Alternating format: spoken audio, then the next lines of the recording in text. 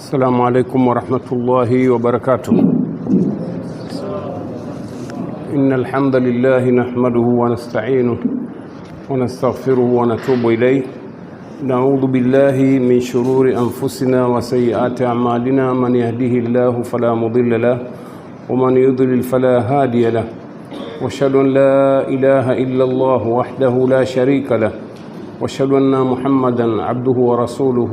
أما بعد، فإن أحسن الحديث كتاب الله، وخير الهدي هدي محمد صلى الله عليه وسلم، وشر الأمور محدثاتها، وكل محدثة بدعة، كل بدعة ضلالة، فالعياذ بالله من البدع الضلالة. اللهم آمين.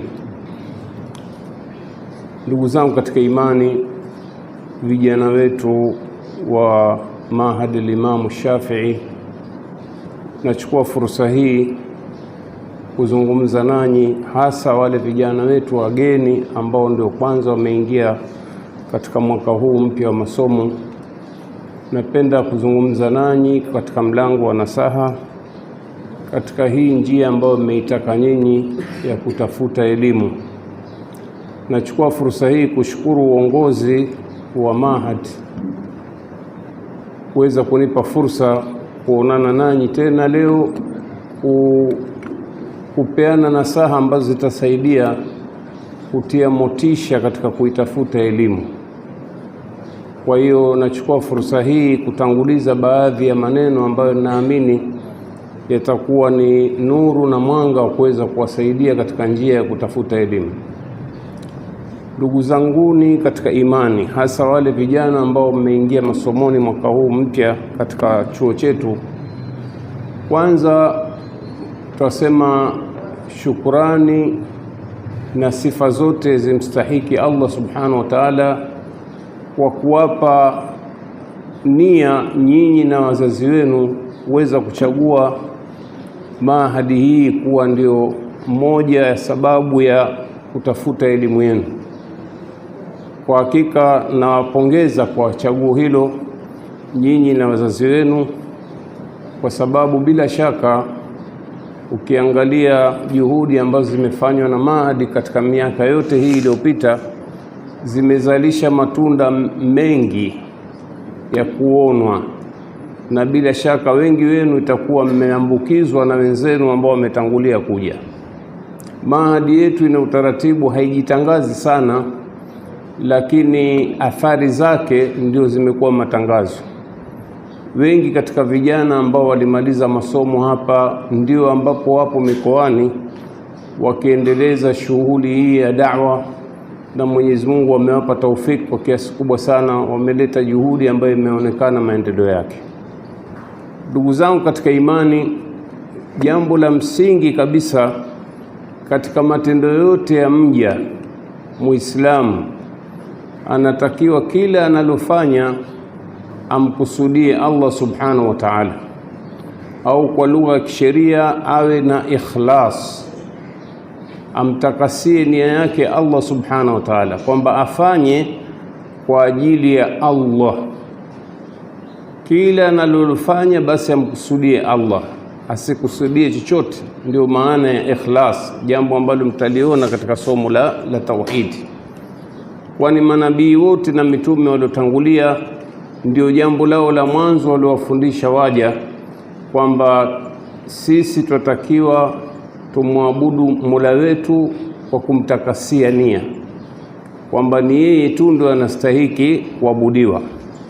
Bali hii ni amri ambayo Allah subhanahu wa ta'ala ameitoa katika suratul Bayyina aya 5, pale aliposema wama umiru illa liya'budu Allaha mukhlisina lahuddin, hawakuamrishwa isipokuwa wamwabudu Mwenyezi Mungu mmoja kwa ikhlas, wakimtakasia dini. Kwa hiyo jambo la ikhlasi ni jambo muhimu sana, hasa katika masala ya kutafuta elimu. Inatakiwa mtu mara ya kwanza tu umeamua moyo wako kuufungua kwa ajili ya kutafuta elimu, basi uweke azma katika moyo wako, mimi nasoma nielimike kwa ajili ya kunyanyua jina la Allah subhanahu wa ta'ala. Na kwa kufanya hivi basi bila shaka malipo ni makubwa sana. kwa sababu kwa kawaida watu wenye elimu hasa ya kisharia wanakuwa na ujira mkubwa sana, lakini kwa sharti la msingi ikhlas. Kwa sababu kama ikiwa umesoma kwa ajili ya ujulikane kuwa wewe ni alim, basi kwa mujibu wa hadithi za Mtume sallallahu alaihi wasallam, wewe utakuwa ndio katika watu wa mwanzo watakaoadhibiwa na Mola. Kwa nini? Kwa sababu hukusoma kwa ajili ya Allah, ulisoma kwa ajili ujulikane kwamba wewe ni mwanachuoni, ulisoma ili usifiwe, ulisoma ili watishie watu. Unaona? Kwa hiyo ni jambo la msingi hilo ambalo takiwa mwanafunzi yoyote akianza tu kutafuta elimu basi aeke katika moyo wake kwamba mimi jamaa nasoma, Mwenyezi Mungu aniwafikishe nipate kunyanyua jina la Allah subhanahu wa ta'ala. Wanachuoni wote au wengi wanakubaliana kwamba kutafuta elimu hakuna tofauti na kufanya jihadi fi sabilillah, na hukumu hii imetokana na ile aya ambayo Mwenyezi Mungu Subhanahu wa Ta'ala katika suratu Tauba aya 132 pale Allah aliposema waambia waumini, wakati wa aya hii ilishuka Madina kama inavyosemwa na wanachuoni wa tafsiri, pale Allah aliposema wama kana almu'minuna liyanfiru kafa falawla nafara min kulli firqatin minhum ta'ifa liyatafaqahu fi ddin waliyundhiru qaumahum idha raja'u ilayhim la'allahum yahdharun. Haiwi waumini wote watoke kwa ajili ya kwenda kupigana jihadi. Mwenyezi Mungu anasema haiwi wote watoke kwa ajili ya kwenda kupigana jihadi, basi litoke kundi katika nyinyi, baina yenu nyinyi, unaona, litoke liende likajielimishe dini, halafu lipate kurudi na elimu na kuwahadharisha ndugu zao waliokuweko huko. Kwa hiyo hii ni amri ya Waislamu. Wanachuoni wanasema Sheikh Ibn Uthaymeen anasema hii ni jihadi mbadala, kwamba hii aya ilikuja wakati Waislamu walipoamrishwa jihadi Madina, wakataka kutoka wote, hamasa ya kwenda kupigana vita kwa ajili ya Allah subhanahu wa ta'ala, wakataka kumwacha mtume peke yake pale Madina. Ndio ikaja aya kwamba hapana, haiwi watu wote watoke waende wakapigane jihadi, libaki kundi na mtume sallallahu alaihi wasallam lijielimishe dini, halafu litakapoelimika lirejee likaelimishe watu wake. Kwa hiyo wanachuoni wanakubaliana kwamba kheri na thawabu zinazopatikana katika kwenda kupigana vita kwa ajili ya Allah ndio zile zile zinazopatikana kwa mtu ambaye ametoka amesafiri kwa ajili ya kutafuta elimu.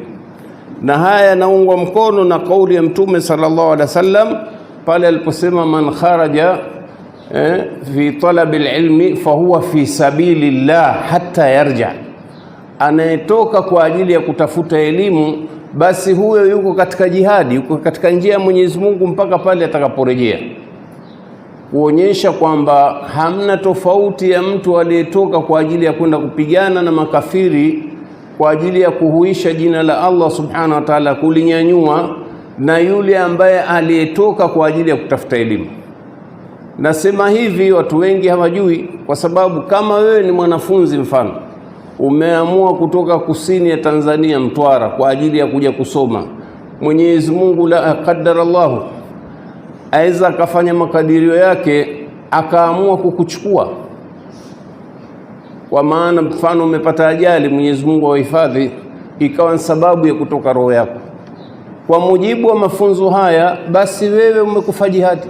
Kama ulitoka na nia kutafuta elimu, lakini ulitoka mimi na kwenda Mahadi Imam Shafi kwa ajili ya kutafuta elimu, ukapata bahati mbaya, ukapata ajali, ukafariki, basi wewe umekufa fi sabilillah. Taban ahkami za mujahidi aliyekufa katika vita ni tofauti na wewe uliokufa katika ajali. Wewe utafanyiwa mambo yako yote, lakini tunazungumzia fadhila na thawabu ambazo unazipata. Yule aliyekufa katika uwanja wa vita, nyewe mnajua kwa sheria ya Kiislamu hahitaji hata kuoshwa, anazikwa hivyo hivyo, unaona bila kuoshwa kama vile anavyokufa mtu mwingine. Kwa hiyo hii inaonyesha ikhlasi ni jambo muhimu sana katika kutafuta elimu. Kwa hiyo mtu kama amekuja hapa aweza akadai mbele ya macho ya watu kwa mmekuja kutafuta elimu, kumbe kaja kutafuta biashara hapa. Na haya mambo tuyaona, hatuingilii ndani ya nyoyo za watu, lakini mtu anakuja kusoma mwezi mmoja miwili, mara mkuta yuko soko la Tangamano auza mitumba kule. Hatukatai mwanafunzi anaweza kufanya biashara katika namna ya kujikimu, lakini lengo ambalo linakuleta hapa mwanadamu au wewe kijana ni kutafuta elimu. Unaweza ukawa utatafuta namna njia ya kujikimu, kwa sababu maisha ya kiwanafunzi hasa katika masala yetu ya kusoma dini yana ugumu ambayo mtakuja kuyashuhudia, lakini mtu anakuwa kwamba anafanya atafuta dunia yake kwa ajili ya dini. Si yule ambaye ameamua kuacha masomo kabisa akaamua sasa wewe ni mtu wa biashara. Tunasema haya kwa sababu tunao uzoefu wa baadhi ya vijana ambao walikuja, pengine walikuja na nia njema, lakini wakaja kubadilisha nia baada ya kuja kwenye miji, kwa sababu hii miji nayo ina athari zake. Kwa hiyo tunatakiwa tuangalie hili jambo la ikhlasi kwamba ndio jambo muhimu sana katika maisha yetu. Jambo jingine ambalo pia nyinyi mnatakiwa mpongezwe, tendo la kuchagua kuja kusoma kwenye Mahadi al-Imam Shafi'i.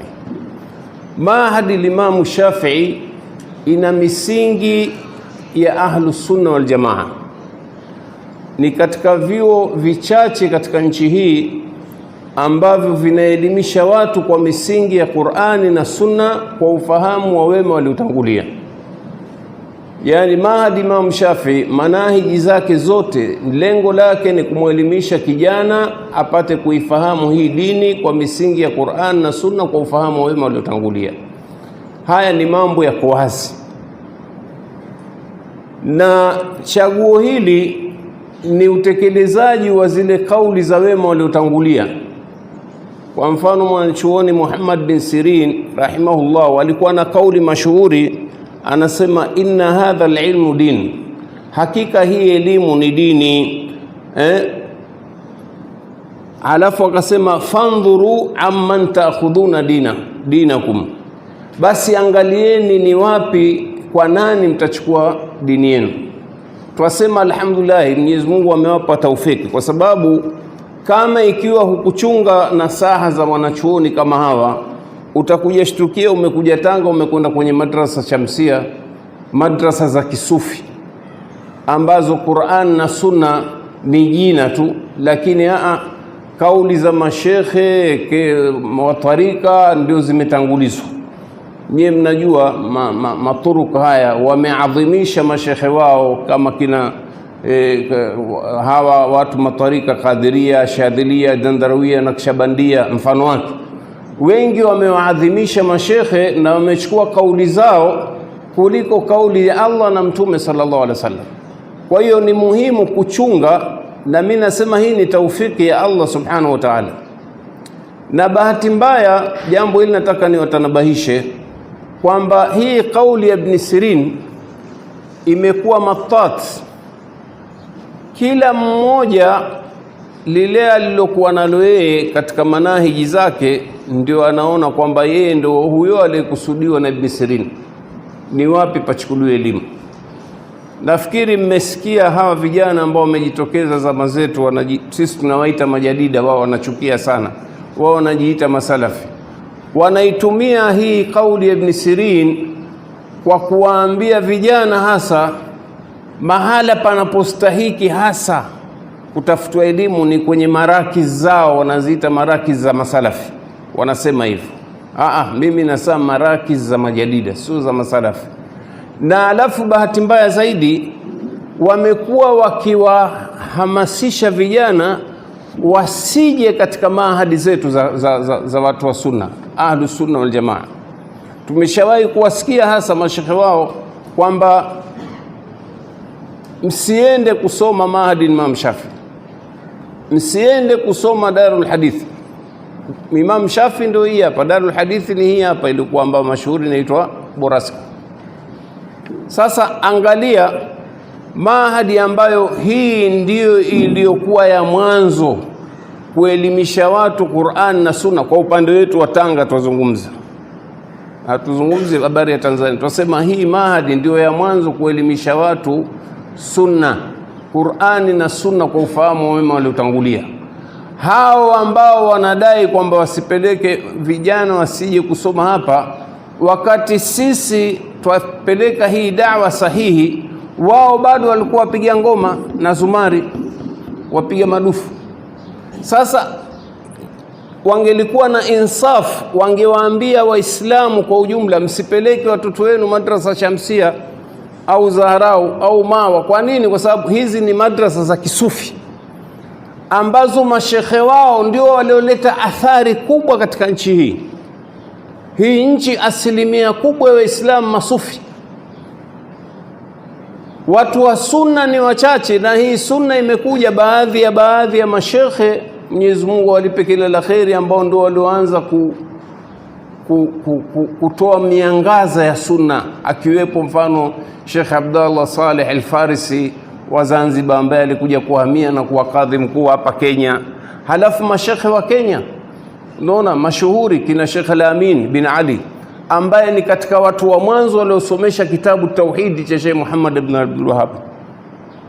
Ni mtu mzima ambaye amefariki muda kabla hawajazaliwa vijana wanaoambia watu wasisome madrasa za sunna. Kwa hiyo sunna ilikuja, ilianza kupulizwa na mashekhe wakubwa kama waliotangulia. Vijana walipokwenda Arabuni kusoma, hasa Saudia, Madina na miji mingine ya Saudia, ndio walikuja kuendeleza, hatusemi kuanza, kuendeleza gurudumu la sunna.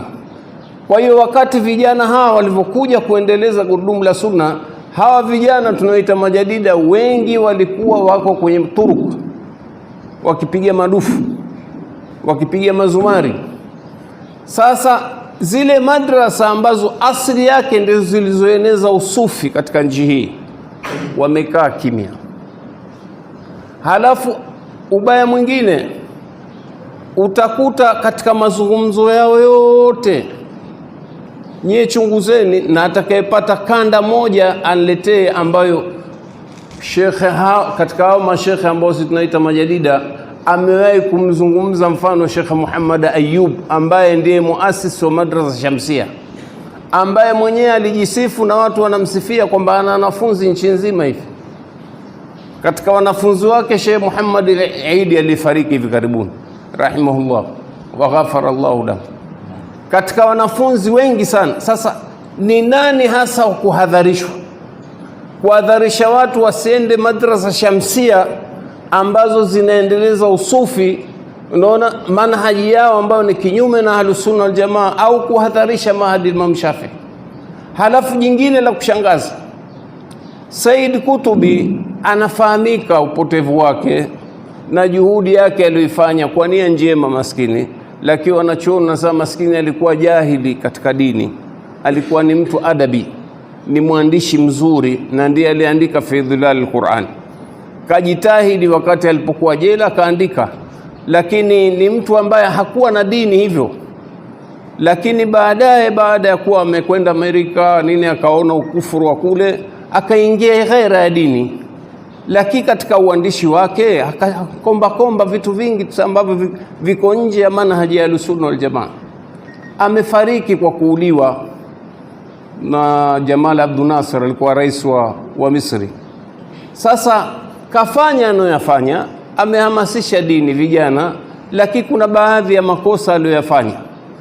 Sasa huyu, jambo la ajabu, vijana wengi hawamjui, lakini huyu ndio anayezungumzwa kila siku hapa Tanzania. Jihadharini na Said Kutub, jihadharini na Said Kutub na fikra zake. Lakini huwezi kusikia hata siku moja katika vijana hao mashekhe hao wanazungumza jihadharini na fikra za Sheikh Muhammad Ayub, jihadharini na fikra za Sheikh fulani Uweso wa fulani. Hakuna hilo. Mimi nimejaribu kutafuta japo kalima, hakuna kabisa. wakati hawa ndio walioathiri hii nchi nzima hivi sasa.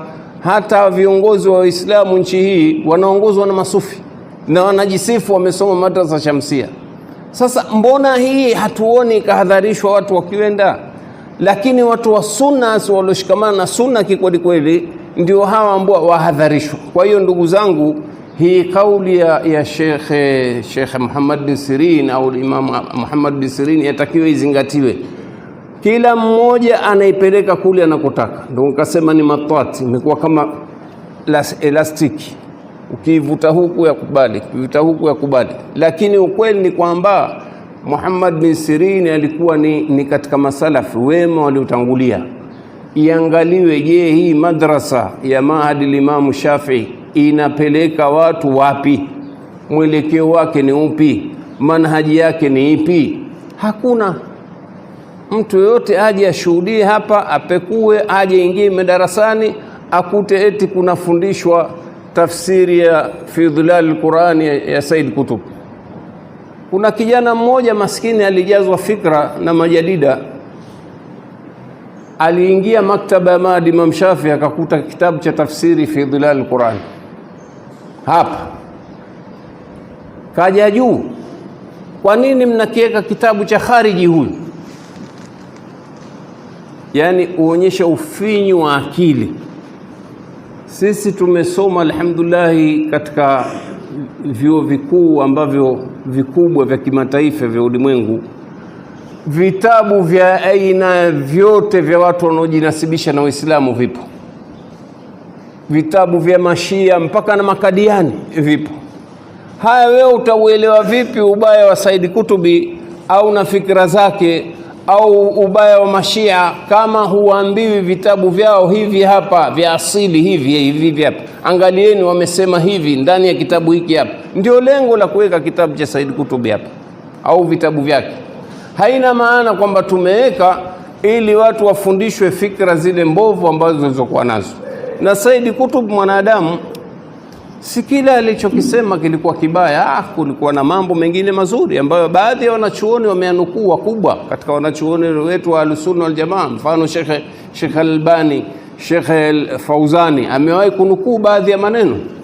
Ni mtu mwanachuoni wa aina yake, pamoja na kwamba hakuwa amebobea sana katika masala ya fiqh au aqida, lakini kwa upande wa lugha alikuwa ni bingwa, inafahamika hili jambo. Kwa hiyo hili jambo tuzingatie sana ndugu zangu wanafunzi, kwamba tusije tukababaishwa na propaganda, na hili ndio nawahadharisha sana vijana wapya hapa, kwa sababu huu mji wa Tanga mimi nauita ni mji wa majungu. Mchukue hadhari hiyo.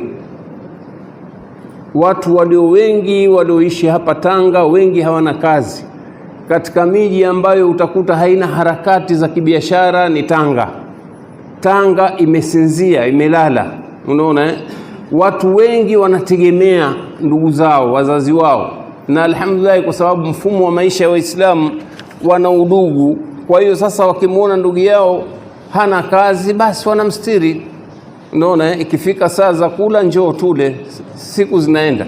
Lakini kutokana na hali ya kimaisha ilivyokuwa ngumu, vijana wengi wanabaki kwenye vijiwe, hawana kazi wengi. Sasa wakikaa pale watazungumza nini sasa? Ima habari ya mipira au habari za kuzungumzia wasichana, mambo ya uzinzi, au hivi sasa imeingia siasa. Ndio kabisa, kila baraza ukiingia ni habari ya siasa. Kwa nini? Kwa sababu watu wengi hawana kazi.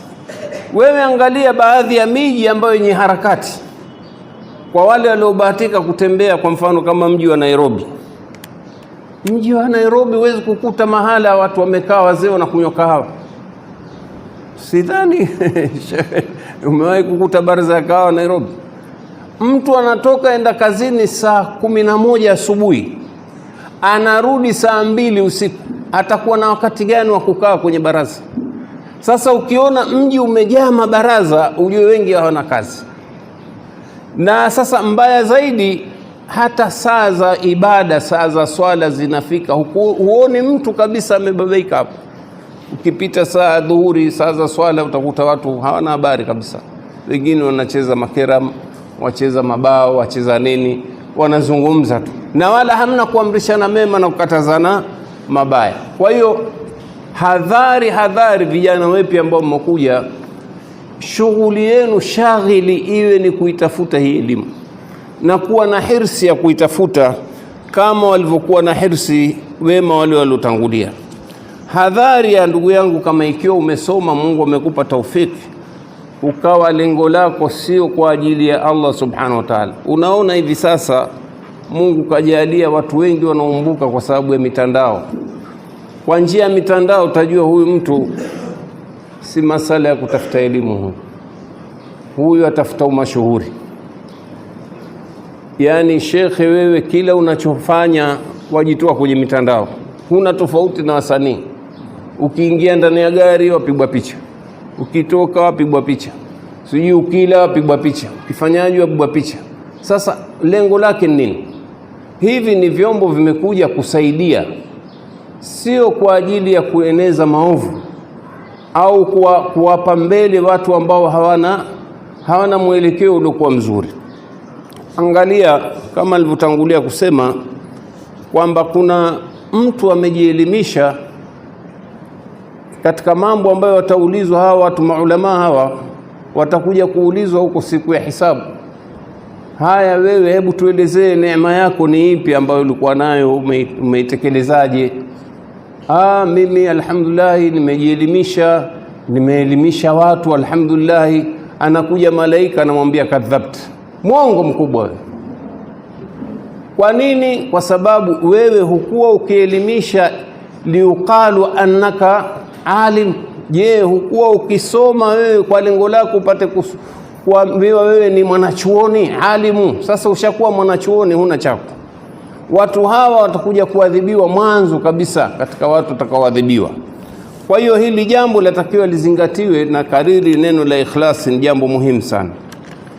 Jingine ambalo napenda kuwafahamisha ndugu zangu vijana, hasa swala la hirsi ya kutafuta elimu. Msipoteze muda kila kukiwa na mnasaba wa kupata elimu. Na elimu hasa mashekhe wetu madarasani hutuambia kwamba elimu ya darasani inapatikana asilimia labda 75, lakini sehemu iliyobakia inapatikana nje ya madarasa. Yani usikae wewe elimu unaona nitaipata kipindi cha kuingia darasani na kutoka. Kuna njia nyingi, kuna halakati, unaona kuna wasaili siku hizi. Kwa mfano kama juzi kulikuwa na hafla ya vijana waliotakharaji karibu 300, nakumbuka vijana wametakharaji kwa njia ya mtandao, wamesoma mpaka wamehitimu, wamefanya mitihani, wamefaulu. Yani wasaili zimekurubia, ile hoja ya kusoma na tafuta elimu imeanza kuondoka, kwa sababu popote ulipo unasoma. Sema tu uwezi kulinganisha mtu anayesoma kwenye mitandao na mtu anayesoma kwa mwalimu. Hasa mtu anayesoma kwa mwalimu anapata athari nyingi sana. Jambo kubwa analipata ni akhlaq, unaona jambo ambalo huwezi kulipata kwenye mitandao, kwa sababu lazima kuwe na mtu ambaye ni uswa kwako wewe, ni kiegezo. Sasa kwenye mtandao huwezi kupata kitu kama hiki, utasikia sauti tu au utamuona mtu, lakini huwezi huishi naye, humjui mwenendo wake. Kwa hiyo ni jambo muhimu la kuzingatia. Sasa mfano mzuri nimeona ni wapi jamaa wa hirs. Huyu mwanachuoni ambaye alikuwa mwanafunzi wa Imamu Abu Hanifa ambaye mashuhuri anaitwa Abu Yusuf, anasimulia yeye kwamba alifelewa na mwanae mdogo, ikawa kumebaki kazi ya kumwandaa yule maiti, kumwosha, kumtia sanda na kumzika. Basi kwa kauli yake anasema, nilimkalifisha jirani pamoja na akriba wakaifanya hiyo kazi ya kwenda kumtayarisha maiti na kumwosha. Kwa nini? Kwa sababu kipindi hicho ilikuwa Imamu Abu Hanifa na darsa. Anasema nimeogopa lisije likanifutu darsa lile. Unaona hapa tunapojifunza kwamba kwanza hata awe nani amekufa, watu hawavunji madarasa, wanaendelea kuonyesha jinsi salafu walivyokuwa na hirsi ya kutafuta elimu. Mtu mwanae kafa, Kama ni wewe leo mfano wahudhuria madarasa jioni, mwanao kafa, kweli uache kumshughulikia mwanao uende ukasome darasa la jioni? Tunalo sisi. Vipi Sheikh, mimi nimekuja darasa hapa, mwanangu nimewachia watu, utaonekana vipi zama hizi zetu jamaa? Jitu jambazi wewe, mtu una huruma, mwanao kafa umekataa. Sasa huu ni mfano wa namna jinsi ya wema walivyokuwa. Hata mfano tukichukua mfano mwingine, zama za kifo cha Abu Bakar Siddiq ambaye alikuwa ni khalifa wa Uislamu hasa, ilikuwa tayari mtume ameshafikiria kuandaa jeshi, unaona mpaka Abu Bakari anaondoka. Alikuwa yeye Abu Bakari mwenyewe ameandaa ile jeshi, mpaka anafariki ile jeshi alijatoka Madina. Akawaambia mimi nikifa leo usiku jeshi litoke, kuonyesha namna gani watu walikuwa na hirsi ya kuitumikia hii dini. Hii ilikuwa ni aina ya jihadi ya kitali ambayo alikuwa amesimamia Abu Bakar Siddiq. Kwa hiyo na hii jihadi ya elimu haina tofauti, hirsi yake kuitafuta elimu haina tofauti na jihadi fi sabilillah. Malengo yetu makubwa ni kuelimisha Waislamu wapate kuitekeleza hii dini. Nukta ya mwisho ndugu zangu, hivi sasa kumeanza kutokea matukio mengi ambayo yameanza kuwatia utata vijana wanafunzi kwa hakika, na hii ni nasaha kwetu sisi maduati kwamba kuna baadhi ya mashekhe ambao tuliwaamini sana kwamba ni vijana au mashekhe, maana sasa washafikia umri mkubwa, sisi hatuwezi kuwaita vijana, lakini zama za ujana wao walikuwa mbele katika kuitetea hii sunna, walikuwa mstari wa mbele. Lakini sasa kadri umri unavyokwenda wanaonekana wanakengeuka. Mtu shekhe wa kuaminika wa sunna unakwenda kuitwa na msanii kuhudhuria shughuli ambayo imebeba sura ya dini, lakini wewe unakwenda kuhudhuria kuunga mkono, na wakati unaenda kuna minkarati inafanyika mle ndani, kuna minkarati inafanyika. Unakwenda kwa maana ya kwamba eti mimi nimealikwa, kuna mashindano ya watu mashuhuri ya kusoma Qur'an, kwa hiyo waitwa wewe kama mgeni rasmi au mtoa mauidha, watoa mauidha, na ndani ya hiyo hafla kuna minkarati chungu nzima. Nimeshuhudia wallahi hiyo hafla hiyo imefunguliwa na watu wa mziki, wanaitwa watu wa kasida, lakini wamekuja na magita na mavyombo ya miziki. Hiyo hafla ya Qur'an imefunguliwa hivyo. Haya, wewe utasema wewe ni shekhe gani wa sunna, wakaa mwanzo mpaka mwisho, mpaka unaondoka hujaonyesha dalili yoyote ya kulizuia lile jambo, kwa sababu hatua ya mwisho ambayo ni ya mwisho kabisa ya mtu ambaye ameshindwa kuzuia kwa mkono wake au kusema ni kuondoka. Hii ndio maana haja ya sunna, inkari munkar. Ima utazuia kwa nguvu kama una uwezo, umeshindwa bilisanika, umeshindwa biqalbika, unashindwa kabisa, moyo wako unachukia, na kuchukia kwako ni wewe kuondoka kwenye ile majlis, lakini upo mpaka zawadi zatolewa na wewe pengine ushafungiwa bahasha yako unaondoka. Hii inaleta picha gani kwa vijana wanaosoma? Na haya mambo jamaa sasa yana trendi. Haya mambo yakifanywa na mashekhe wa kisufi hatuna wasiwasi, kwa sababu tunajua ni sera zao. Wao wenyewe wamehalalisha miziki. Sasa hata akihudhuria hafla ya wasanii ya kufanya lolote pale, huwezi kuhangaika kubabaika sana, lakini jambo lenye likafanywa na mtu ambaye tumemwamini ni mtu wa sunna, shekhe wetu, halafu anaonekana yuko katika hali hii. Au mfano siku moja tuamkuta kaingia kwenye redio za makhurafi, anakwenda kutoa mawaidha, pamoja na kwamba mawaidha yake ni hayo ya Kiislamu ya jumla, lakini tayari ushawapa picha hasa vijana kwamba kumbe hawa watu hawana neno bwana. Na ndio hali tunaokwenda nayo hivi sasa. Washajitokeza baadhi ya mashekhe ambao tuliwaamini watu wa sunna, hivi sasa wamekuja na mwelekeo mpya wa umoja huu feki, Habil na Nabil nachanganya. Hapana jamaa, umoja wa kweli ni ule ambao wa watu walioshikamana na Qur'an na Sunna. mtengano umetabiriwa na Mtume, utaendelea kuwepo kwenye firaki hizi firaki zitakuwepo. Kwa hiyo sisi tunatakiwa tujikusanye katika firqatun najia, lile pote ambalo ni wokovu. Kwa hiyo kwa njia kama hii, ndugu zangu, hasa vijana, mchunge sana, hasa kwenye mitandao. Siku hizi inachukua nafasi kubwa ya kupotosha watu. Mitandao hivi sasa yatakiwa uangalie ni mitandao gani hasa, kama ikiwa ni channel gani hasa. Unaona hii kauli ya Ibn Sirin inaingia kila mahali. Angalia ni channel gani ambayo utapata vitu cream vya kweli. Unaona, usiingie mahala ambapo wewe elimu yako ndogo unaingia kwenye shubha, mara umebebwa umeingia kwenye upotofu.